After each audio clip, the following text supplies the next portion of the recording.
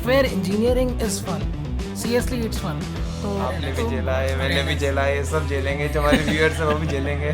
75% Android में जो operating system है, एंड्रॉइड ऑपरेटिंग सिस्टम वो गूगल का है। एक वे है जिससे आप ओपन सोर्स में कंट्रीब्यूट कर सकते हो।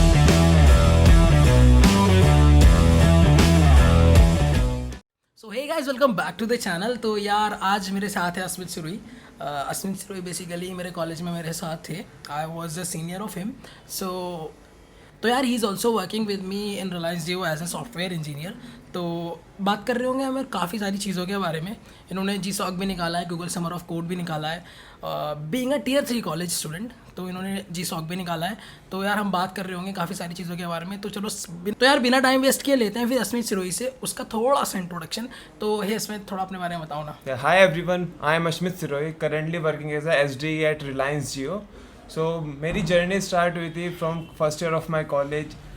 हम 12th से जस्ट निकले थे, हमें कुछ पता नहीं था कि कॉलेज में क्या होता है। अपने को फिजिक्स केमिस्ट्री मैथ का नॉलेज था बस, और कॉलेज में जस्ट एंटर किया इन कंप्यूटर साइंस डोमेन। बस थोड़ा सा ये था कि अपने को टेक्नोलॉजी में थोड़ा इंटरेस्ट था, क्योंकि कंप्यूटर साइंस हमने पढ़ी थी 12th क्लास में। तो कॉलेज में आए, लेकिन कॉलेज में आके अपने को चला पता कि इधर भी फिजिक्स केमिस्ट्री मैथ इलेक्ट्रिकल बहुत सारे subject, engineering drawing, you know nightmare for me, ये तो सबको पढ़ना पड़ा। आपने भी पढ़ा होगा। मैंने भी पढ़ा और बहुत हालत ख़राब हुई थी उसमें। लिटरली लैब होती थी तो मर के आई थिंक मेरा 8 GP आया था। बहुत प्रॉब्लम थी। अपने को पता नहीं क्या क्या प्रोटेक्टर वगैरह लेने होते थे जो यूज़ भी नहीं किए। अब भी मेरे को लग रहा है अलमारी में वो धूल हो रखी होगी उन पे। यूज़ ही नहीं किया उसके बाद कभी, बस तभी यूज़ किया था, उसके बाद नो नेवर। तो मैं उस वक्त शारिक से मिला क्योंकि वो हमारे सीनियर थे कॉलेज में। तो उनसे बात की, इन सबसे निकले कैसे, ये क्या क्या पढ़ाया जा रहा है हमें। हमें लगा था हम कंप्यूटर पढ़ेंगे, डेटा स्ट्रक्चर्स पढ़ेंगे, DBMS पढ़ेंगे, जो हमें कंटेंट दिखाई देता था किसी ब्लॉग पे, किसी भी वीडियो पे रैंडम, कि ये सब पढ़ोगे तुम, बट कुछ नहीं चल रहा। तो ऐसे जर्नी स्टार्ट होती गई, थोड़ा एक्सप्लोर करना चीज़ों को शुरू किया।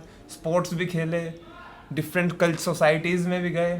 तो इसका एक मेरे को बहुत अच्छा सा एक इंसिडेंट याद आ रहा है, जस्ट क्लिक किया अभी। मैं एक रोबोटिक सोसाइटी में गया ऐसे ही कि चलो देखते हैं क्या चल रहा है। मेरे को बहुत अच्छा लगा। एक आर्डिनो नाम का एक चिप आता है जिसके अंदर हम हार्डवेयर कोडिंग करते हैं। उसको हम फिर चला पाते हैं, तो काफ़ी इंटरेस्टिंग होता है किसी फ्रेशर के लिए। तो अभी तो मेरे को वर्ड पता है हार्डवेयर कोडिंग, उस वक्त नहीं पता थे एक्चुअली। मैं चला गया बस ऐसे ही, तो बैठा था।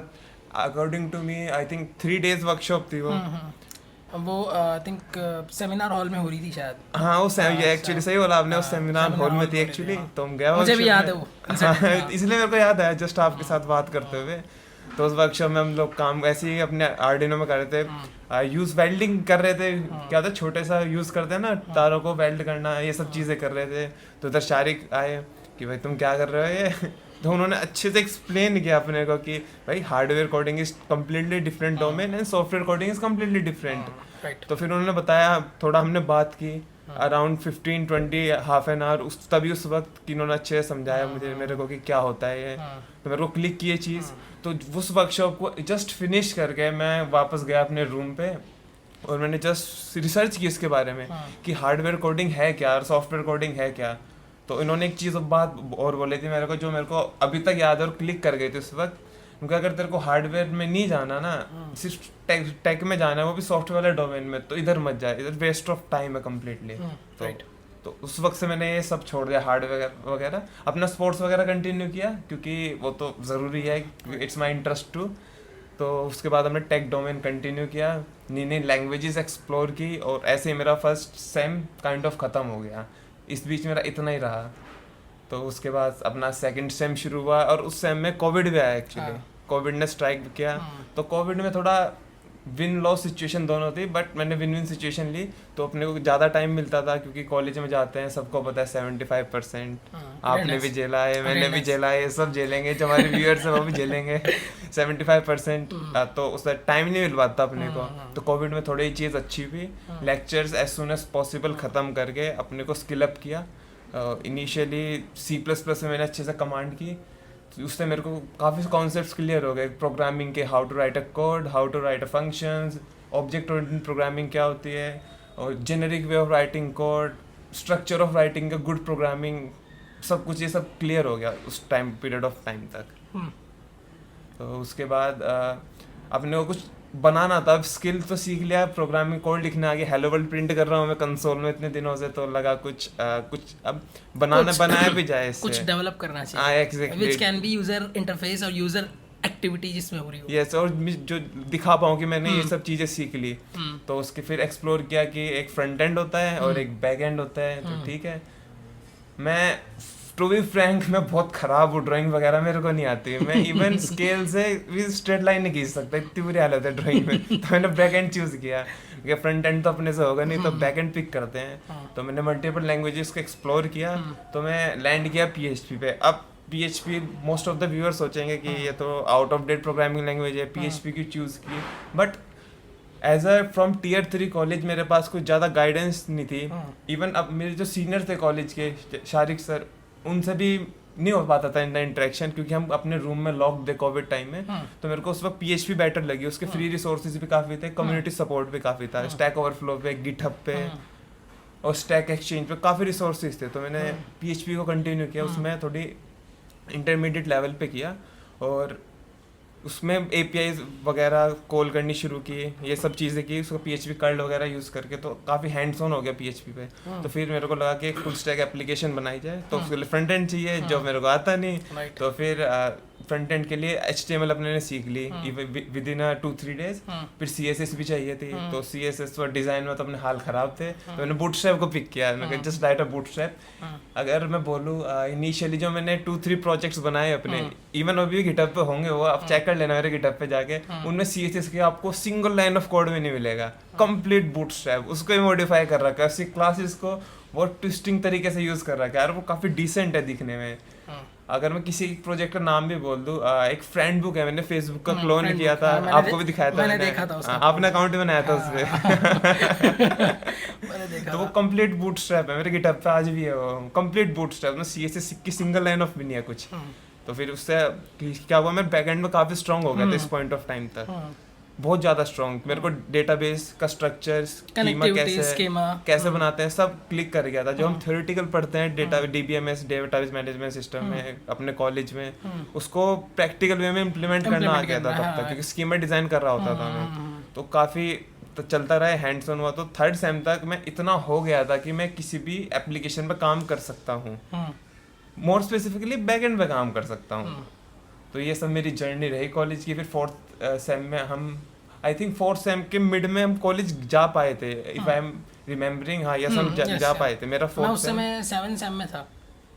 नहीं, आप 6th सेम में थे आई थिंक उस वक्त, मैं 4th में, आप 6th में, आप 6th सेम में थे। नहीं तो 6th सेम, बट हमारा जो कॉलेज जाना हुआ था आई थिंक वो 7th सेम में हुआ था जाना, मुझे जितना याद है। 7th सेम में वो सेकंड वेव ऑफ कोविड आया था, उसके बाद जब हम वापस से लॉक हो गए थे 2019 में, फर्स्ट टाइम कोविड आया तो हम जा पाए थे उसके बाद। Okay understood. हाँ, तो उस वक्त काफ़ी डिसेंट स्किल्स थी, तो कॉलेज में कुछ प्रोफेसर से मैं मिला, तो उन्होंने बोला कि इफ़ यू आर इंटरेस्टेड और if you are capable then work on the college project. That project is live hosted on college domain which are using students using very efficiently that project. College के जो internal projects होते हैं which students generally use. Yes, जो जिसके अंदर काफी content होता है कॉलेजेस का, जो इंटरनली भी यूज करते हैं वो। फॉर एग्जांपल जैसे टेस्ट पेपर्स हो गए, यस, क्वेश्चन पेपर्स या कोई क्वेश्चन बुक हो गई, तो वैसे टाइप का yes exactly, the curriculum of college, ये सब करिकुलम तो कॉलेज वो डालता है वहाँ पे, और वो एज ए प्रोफेसर्स या जो भी जो यूजर्स होते हैं वो उनको फेच करके दे रीड इट के, हाँ ठीक है, मतलब बेसिकली CRUD ऑपरेशंस। यस, हाँ, ये वाली चीज, CRUD ऑपरेशंस। हाँ, CRUD ऑपरेशंस, बट उसको काफी हेक्टिक था काम करना। हेक्टिक तो it is not a right word, काफी इंटरेस्टिंग, काफी चैलेंजिंग था, क्योंकि I am only second year student जो कर रहा है, जो फर्स्ट टाइम कोडिंग भी कॉलेज में आकर स्टार्ट की थी, वो भी हार्डवेयर से शुरू हुआ था, अपने से मैंने बताया। तो फिर उन्होंने कहा कि just give a shot and see what happens. तो मैंने उसको 1 वीक to 10 डेज लिया, उसका स्कीमा डिज़ाइन किया और उनको दिखाया। उन्होंने कहा that's a good schema actually, तो उसको शुरू कर। तो फिर अकेला तो मैं इट्स नॉट पॉसिबल, तो मेरे को अपनी टीम बिल्ड करने का आया फिर। तो उधर अपने जो बताया था ना स्पोर्ट्स खेलता था, तो उधर से टीम वर्क, टीम स्पिरिट, ये सब अपने को पहले से आता था। मैंने टीम बिल्ड की अपनी अराउंड, इनिशियली हम 3 बंदे थे, मैं कंप्लीट बैक एंड, एक जो दूसरा बंदा था उसको मैं बैक एंड के लिए गया अपने लिए, क्योंकि हमारा मेन जो फोकस था बैक एंड पे था, क्योंकि कॉलेज का एक ऐसा सिस्टम जिधर क्वेश्चन पेपर, सिलेबस और भी काफ़ी सारी चीज़ें जो मैं इधर बोल नहीं पाऊँगा, नहीं तो चलो, हाँ अंडरस्टूड। तो हाँ उसका काफ़ी कॉम्प्लेक्स था, तो हमने बनाना शुरू किया। तो फिर एक बंदा मैं फ्रंट एंड के लिए चाहिए था एक्चुअली, तो हमने 3 अपने बैच से उठाया एक्चुअली, डिफरेंट सेक्शंस बैच से उठाया और काम करना शुरू किया। इसको हमें कंप्लीट 1 सेम लगा एक्चुअली कंप्लीट करने में, but the learning curve is exponential in that. Learning curve बहुत बढ़िया था। तो इस बीच में हमने कॉलेज का क्लब भी स्टार्ट किया, जिधर फिर उस क्लब के मीडियम से बच्चों को, क्योंकि हम Tier 3 कॉलेज से थे, जो डिफ़िकल्टी मैं फेस कर रहा था, मेरे को तो शारिक ने बताया था कि हार्डवेयर कोडिंग ये वो छोटी छोटी गाइडेंस में लेता गया मैं। तो इस बीच उनसे मैंने बात की कि अभी तो मैंने क्लब स्टार्ट कर लिया, बट डीच इन द सेंस कि कॉलेज के स्टूडेंट्स को कनेक्ट नहीं कर पा रहा मैं, क्योंकि अब Tier 3 कॉलेज का सबसे बड़ी प्रॉब्लम वो है गाइडेंस नहीं है। तो वो क्या करते हैं, जो फैकल्टी ने पढ़ाया उसको पढ़ लिया, उन्हें लगता है they get a job in the market, वो भी डिसेंट पैकेज पे, but that's not going to happen. Yes, तो मैंने इनसे बात की, तो उन्होंने बोल ये उस वक्त गिग फॉर गिग्स पर आर्टिकल्स लिखते थे। तो मैंने उनसे बात की कि क्या किया जाए, तो उन्होंने कहा उनके तेरे पास डिसेंट नॉलेज है, एक्सपोजर भी अच्छा है, तो आर्टिकल्स लिख। तो जो क्लब में तेरे बंदे आएंगे भी और वो उनसे पढ़ेंगे तो कनेक्ट भी अच्छे से कर पाएंगे। तो मैंने शारिक से मिला, फिर से बात की, उनसे सीखा हाउ टू राइट आर्टिकल, क्योंकि GFG के पोर्टल पे ऐसा तो है नहीं कोई भी रैंडम लिख दे जाके, वो it's a lot of process to get approval for the article, क्योंकि वो बिलियंस ऑफ पीपल रीड करने वाले हैं उस आर्टिकल को, इंटरनेशनल स्टूडेंट्स आल्सो, या that's why I said billions of people. So किया कंटिन्यू, फिर आर्टिकल्स लिखे, तो ऐसे मेरी जर्नी चलती गई। फिर जब मेरा कॉलेज प्रोजेक्ट ख़त्म हुआ, तो फिर तब तक मैं 3rd ईयर में आया, तो लगा अब इंटर्नशिप ढूंढी जाए, इंटर्नशिप की जाए, या फिर अपने प्रोजेक्ट्स को शोकेस किया जाए। पता क्या चल रहा था, सिर्फ कॉलेज में चल रहा है इंटरनली, कॉलेज के अपने जो बैचमेट्स हैं उनकी हेल्प कर दी, ठीक है, थोड़ा सा सीनियर से गाइडेंस ले ली, फैकल्टीज के साथ कर लिया, बट अभी तक कुछ बाहर नहीं करा था, बाहर कैसे निकला जाए, थोड़ा बाहर को शोकेस कैसे किया जाए। तो मैं थोड़ा ओपन सोर्स की तरफ शिफ्ट होना शुरू किया मैंने, ओपन सोर्स कंट्रीब्यूशन, या ओपन सोर्स कंट्रीब्यूशन। गिटहब पे अपनी रिपोजिटरी को मेंटेन करना शुरू किया, जिससे मैं अपने शोकेस कर रहा हूँ अपने projects, whatever skill I have, इधर के पोर्टफोलियो बनाया, तो ये सब चीज़ की। तो फिर तब मेरे को चला पता what is Google summer of code. Actually मैं हाँ GSOC लैंड किया गूगल समर ऑफ कोड पे। अगेन फ्रॉम Tier 3 मेरे किसी भी सीनियर ने या फिर किसी भी तब तक जूनियर ने, किसी ने भी क्रैक नहीं किया था, इवन बात भी नहीं करते थे हम लोग कि what is Google summer of code और व्हाट इज ओपन सोर्स। बस ये था कि आओ एक डिसेंट पैकेज की प्लेसमेंट लो और चले जाओ, बस इतना चलता था अपने में। तो मैं ओपन सोर्स पे गया। Initially open source is overwhelming. The way they write the code is just phenomenal. I get completely blank कि क्या चल रहा है। अच्छा, ये अगर हम ओपन सोर्स की बात कर रहे हैं, तो बहुत सारे स्टूडेंट्स ऐसे होंगे जो अभी भी कॉलेज में, जिन्हें नहीं पता what is open source and what is GSOC। So can you like tell something about, मतलब स्टेप बाय स्टेप बता सकते हो कि ओपन सोर्स कंट्रीब्यूशन क्या होता है और GSOC होता क्या है? ओके तो ये काफ़ी अच्छा क्वेश्चन था, क्योंकि काफ़ी स्टूडेंट्स को ये नहीं पता होता, कंफ्यूज होते हैं, स्पेशली Tier 3 कॉलेज नहीं पता होता उनको, कोई गाइड भी नहीं करता, उनको प्रोफेसर्स वगैरह नहीं करते। तो ओपन सोर्स बेसिकली है क्या? ओपन सोर्स सिर्फ एक कैटेगरी है सॉफ्टवेयर्स की और वेबसाइट्स की और किसी भी टेक चीज़ की जिसका कोड फ्रीली अवेलेबल है अपने को। हम जाएंगे उस कोड को एक्सेस करेंगे, उसमें अपने हिसाब से चेंजेस करेंगे और कम्युनिटी को बोलेंगे कि if the changes is good तो उसको मर्ज करा देते हैं। ये है मोटा मोटा ओपन सोर्स का। अगर मैं इन डेप्थ में जाऊँ विद एग्जांपल्स, तो अगर हम विंडोज ऑपरेटिंग सिस्टम की बात करें, इसको ऑन कौन करता है? Obviously Microsoft. तो हम उसको सिर्फ डाउनलोड कर सकते हैं, उसको यूज कर सकते हैं, लेकिन उसका कोड बेस नहीं देख सकते। बट ऑल्टरनेटिवली अगर हम लिनक्स पे जाएं, फेमस क्या है? काले लिनक्स और उबंटू। मैं उबंटू की बात कर रहा हूँ क्योंकि हमारे व्यूअर्स थोड़ा रिलेट भी कर पाएंगे। उबंटू अगर आप डालोगे ना उबंटू गिटहब, तो there is a high chance आपको फर्स्ट लिंक ही मिल जाए उसका सोर्स कोड। उसका वो ओपन सोर्स है, ओपन, क्योंकि वो ओपन सोर्स है, उसका सोर्स कोड ओपनली अवेलेबल है। तो आप क्या कर सकते हो, उसको क्लोन करो, क्लोन इन द सेंस उसको अपने कंप्यूटर में डाउनलोड करो और उसके अंदर चेंजेस करो, इवन अपना खुद को ऑपरेटिंग सिस्टम बना लो। अब इस चीज़ से मैं एक बात बता दूं, जितने भी हमारे मोबाइल फ़ोन्स में एंड्रॉयड में जो ऑपरेटिंग सिस्टम है, एंड्रॉयड ऑपरेटिंग सिस्टम वो गूगल का है, तो उसका जो कर्नल है वो लिनक्स का ही है। तो बेसिकली अभी अस्मित ने बताया कि लिनक्स एक ओपन सोर्स ऑपरेटिंग सिस्टम है। आप उसका सोर्स कोड डाउनलोड करो, उसमें मॉडिफिकेशन करो, कम्युनिटी को बोलो कि हाँ ये मेरा कोड, इसमें मैंने इसमें एक्स्ट्रा फीचर मैंने डाला है और ये मर्ज कर दो इस कोड में। If they like it, if they वो देखेंगे और समझेंगे उसको और वो उसमें मर्ज कर देंगे if the feature is good. तो यही सेम होता है कि जब भी कोई नया ऑपरेटिंग सिस्टम आता है मार्केट में, वो 99% चांस है कि वो ऑपरेटिंग सिस्टम, उसका कर्नल और उसका जो एक स्ट्रक्चर है, बेस स्ट्रक्चर, वो लिनक्स से लिया गया हो। अपने इंडिया का भी एक भारत ऑपरेटिंग सिस्टम है ऐसा, Yes, yes, जो exactly. अभी, हाँ राइट, तो जो अभी काफ़ी ज़्यादा फेमस हो रहा है, तो उसका जो कर्नल है वो भी लिनक्स का ही है।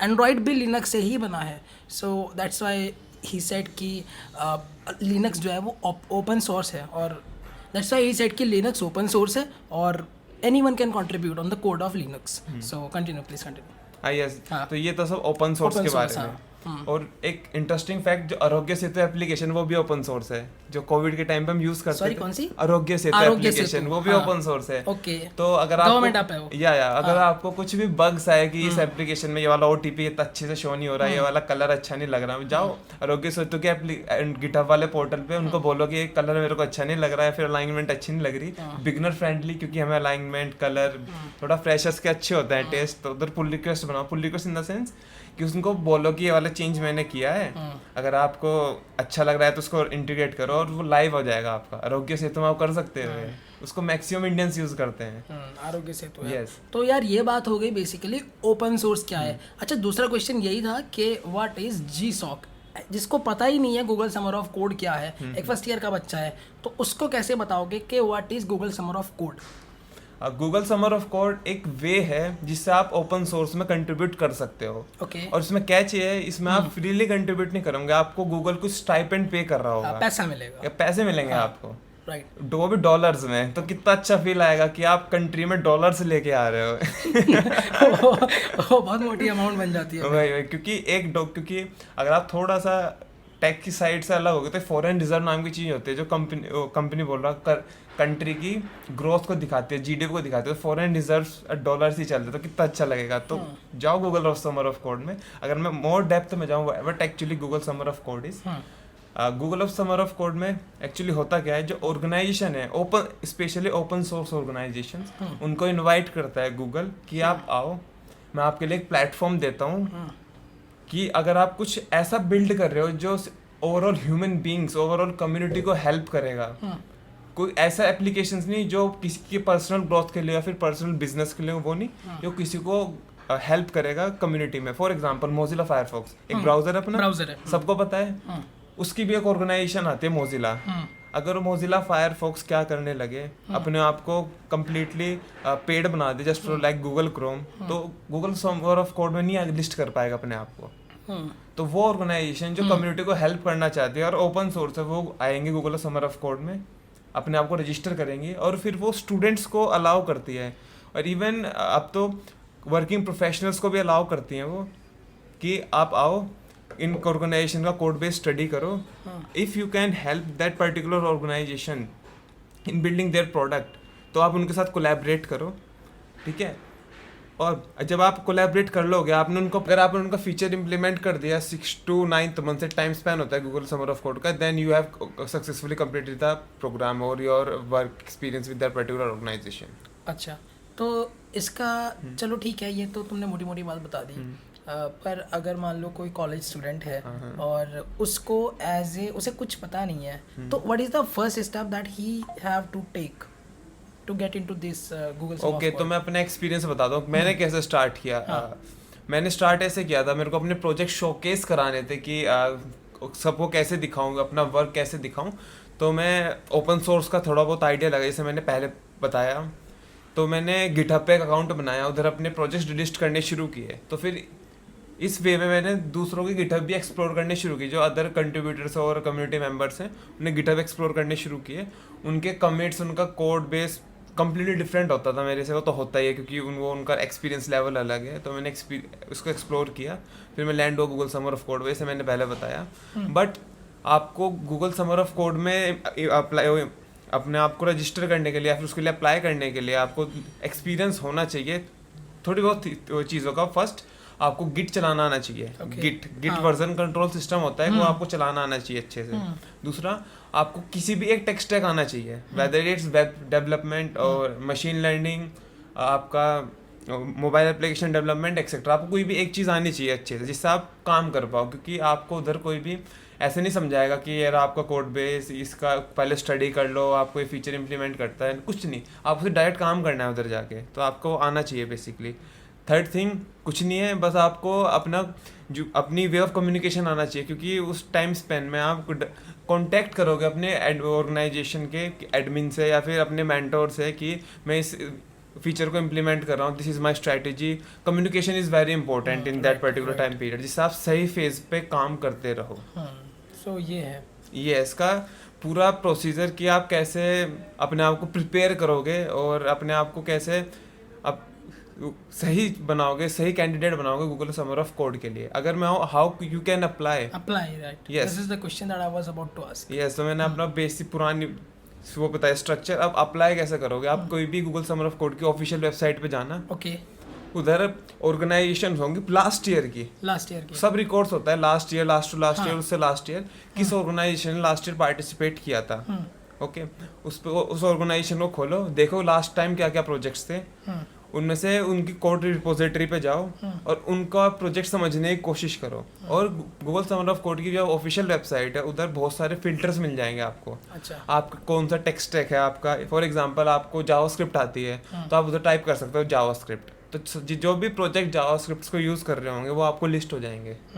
Okay, same for Python, same for Java. तो आप उस पर्टिकुलर प्रोजेक्ट को खोलो। अगर आपके, क्योंकि एक लैंग्वेज के अंदर तो बनेगी नहीं कोई चीज़, को फ्रेमवर्क हो रहा होगा कि आपके टेक स्टैक का फ्रेमवर्क है फॉर फ्रंट एंड, क्या वो रिएक्ट एंगुलर है, या आपको आती है तो ठीक है, नहीं तो किसी और ऑर्गेनाइजेशन पे जाओ। फॉर एग्जांपल आप किसी ऐसे ऑर्गेनाइजेशन पे जो रिएक्ट जेएस यूज करते हैं फ्रंट एंड, ओके, तो आप क्या करो, गुड फर्स्ट इश्यूज को ढूंढो जो कि बिगनर्स फ्रेंडली होते हैं। वो पता कैसे चलेगा आपको, उन पे खुद से लिख देंगे, वो गुड फर्स्ट इशू का टैग लगा देंगे। अच्छा, पुल रिक्वेस्ट इश्यूज वाले पोर्शन पे जाना गिटहब के, उधर लगा देंगे वो गुड फर्स्ट इशू का टैग होगा लगा हुआ। नॉर्मली उसका कलर पर्पल होता है, अच्छा, पर्पल कलर का टैग होता है वो। उसको रेप्लिकेट करो पूरे कोड बेस को अपने कंप्यूटर में, उसको सॉल्व करने की कोशिश करो और पुल रिक्वेस्ट क्रिएट करो। अगर कहीं स्टक होते हो तो उस पर्टिकुलर प्रोजेक्ट के आपके वो मिल जाएंगे, स्लैक चैनल होगा या फिर या डिस्कॉर्ड सर्वर होगा कोई, या फिर ट्विटर पे कोई ग्रुप बना रखा होगा, इवन फेसबुक पे उन्हें कम्युनिटी होगी, उधर उन्हें कॉन्टैक्ट करो कि मेरे को रेप्लिकेट करने में प्रॉब्लम आ रही है या फिर ये चीज़ मैं समझ नहीं पा रहा, तो कम्युनिटी आपको हेल्प करेगी। तो उस प्रोजेक्ट से आप फेमिलियर हो, उसमें कंट्रीब्यूट करो। अपने केस में बताता हूँ मैं, मेरी 40 to 45 पुल रिक्वेस्ट थी जो मर्ज करी थी मैंने before Google summer of code. उसमें स्मॉल बग्स भी थे, मेजर बग्स भी थे, यूआई एनाउंसमेंट्स भी थी, बैकएंड में कुछ चीज़ें भी थी, डेटाबेस रिगार्डिंग भी चीज़ें थी, सब कुछ था उसके अंदर। Okay, full stack kind of thing थी वो। ठीक है, धीरे धीरे तो उससे क्या होगा, आपको ऑर्गेनाइजेशन से फैमिलियरिटी होगी, ऑर्गेनाइजेशन का जो एडमिन होगा वो ट्रस्ट करना शुरू करेगा अपने आप करेंगे, this person can deliver the feature in time period. और जो आपके मेंटर होंगे, मेंटर होता है हर एक कैंडिडेट का एक मेंटर होगा, जब आप सेलेक्ट हो जाते हैं तब आपको मिलता है।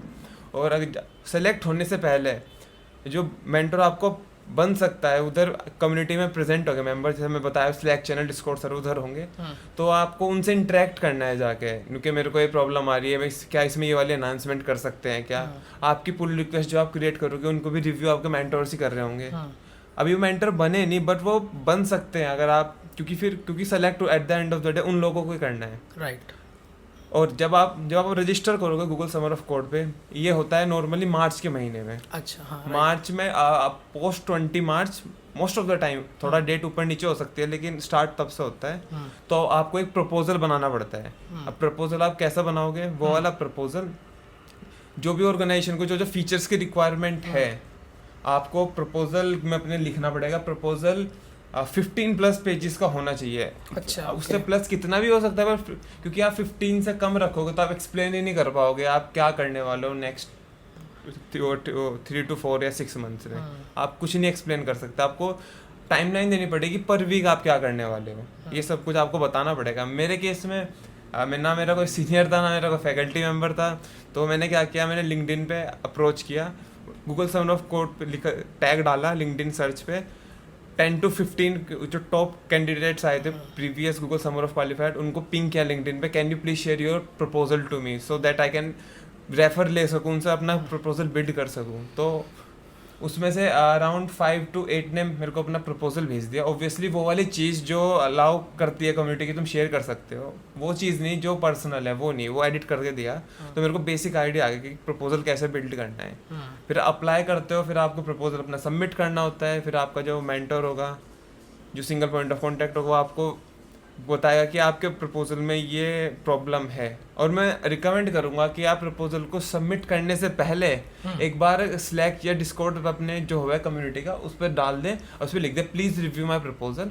अगर आपके प्रपोजल में थोड़ी बहुत मिस्टेक होगी या फिर टाइम लाइन में कुछ प्रॉब्लम होगी तो आपको हेल्प कर देगी कम्युनिटी कि इसको रिजॉल्व कर लो, नहीं तो वो रिजेक्ट ही हो जाएगा।